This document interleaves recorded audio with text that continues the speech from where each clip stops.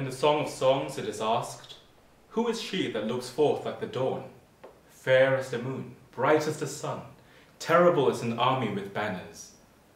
And today we hear the reply, "Behold, I am the handmaid of the Lord." This verse from my favorite Old Testament book came to mind when I considered today's feast because Mary's Immaculate Conception signals the dawn of our salvation.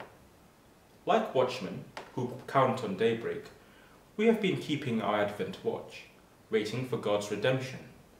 And now, today, the dawn has come, heralding the perfect day of her Son, Jesus Christ. Mary's Immaculate Conception can be described as looking forth like the dawn, because it hearkens to the dawn of creation itself. From our perspective as sinners, we might find it odd to think that someone can be conceived without sin, live a sinless life, and still be considered fully human. After all, don't we say that to err is human? So some may object that the idea that Mary is sinless from the moment of her conception makes her strange, non-human. But these difficulties arise because of where we come from. We've only known and experienced the human condition as sinners. Sin is part of our life and part of who we are.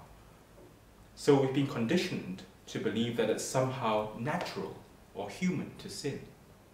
But of course, it isn't. Because really, sin makes us less than human. It defaces the image of God in us. And there is something irrational, something truly incomprehensible, even unnatural about sin. Certainly, sin wasn't part of Adam's nature. He was immaculately conceived and created by God. He was full of grace, and he walked in friendship with God. And that is how mankind, all of us, were meant to be from the dawn of creation. So seen from God's perspective, Mary's Immaculate Conception isn't so strange. It is we sinners who are strange, and it is Mary who is truly human, precisely because she, like Adam in his original state, is without sin. So Mary's Immaculate Conception reminds us of this dawn of creation, of what we were originally called to be, and she is said to be fair as the moon because of her virginal purity and sinlessness. But Mary's Immaculate Conception is not just a reminder of the dawn of mankind in Adam. It is actually the dawn of a new creation, of a new day that is coming, and is brought about by the grace of the second Adam. Because of Christ, a new order of grace has dawned for mankind, and Mary was the first to bask in its light. And so she is said to be bright as the sun, and elsewhere in the book of the Apocalypse, she is called the woman clothed with the sun. Because from her conception, Mary was transformed by the light of divine grace and sanctified by the Holy Spirit. We have some sense of this in today's readings. The Greek word that St. Luke uses in his Gospel, kakaritomene, is translated as full of grace normally. But this particular form of the word only occurs just once in the entire Bible, here in Luke 1:29. And it has the sense of not just being full of grace, but already having been transformed by grace. And the same Greek word, karitoo, albeit in a different form, occurs in just one other place in the New Testament, at Ephesians 1:6, which is our second reading. And concerning this, St. John Chrysostom affirms that the sense is that God has transformed us with his marvelous grace. And so the scriptures point to the fact that the same grace that sanctified Mary from the moment of her conception in the womb of St. Anne is also given to the rest of humanity, to us.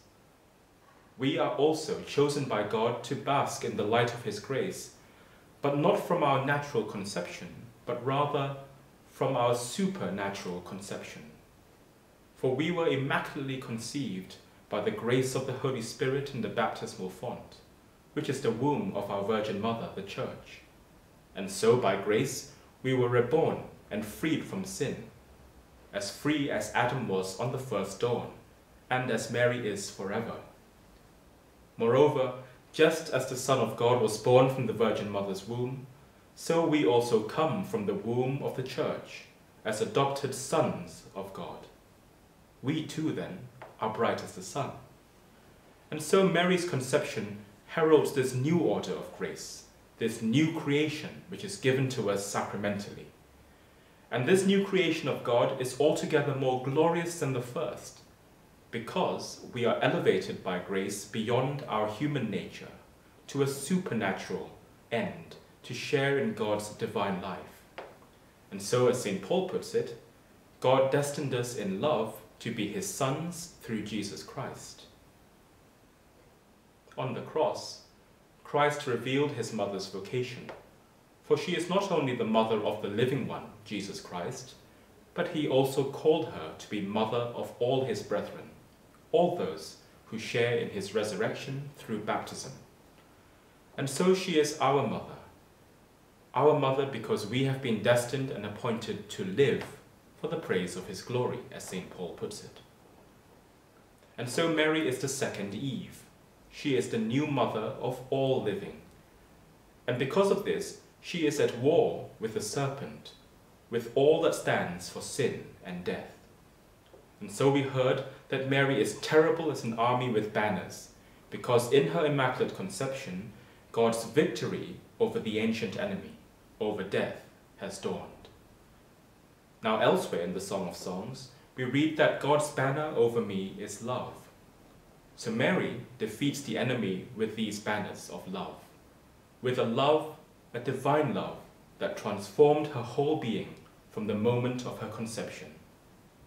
And her battle cry is simply, "Let it be to me according to your word." For it is this complete openness to grace that assured her of victory over sin. So today, as we contemplate the dawn of salvation, let us also take up Mary's battle cry and place ourselves under the banner of love, so that the triumph of grace that we celebrate today will also finally be ours on the day of the Lord's coming.